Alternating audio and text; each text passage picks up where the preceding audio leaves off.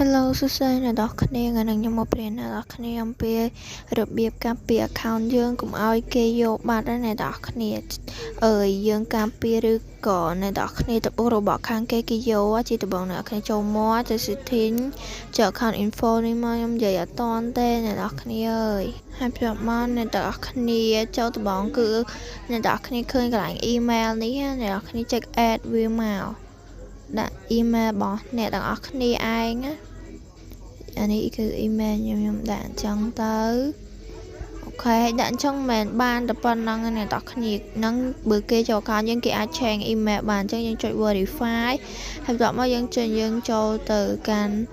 app email ក្នុងទូរស័ព្ទយើងហើយបើអ្នកទាំងគ្នាតបង្កើតអាចបង្កើតបានហើយវានឹង resend code មកយើងចុចលើហ្នឹងទៅយើងអ្នកគ្នាចុច verify email ណា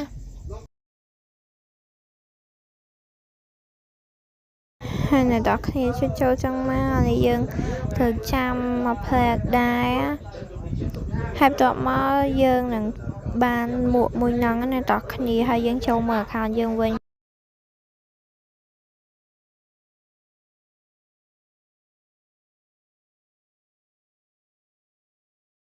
ហើយវីដេអូខ្ញុំមានប៉ុណ្្នឹងទេ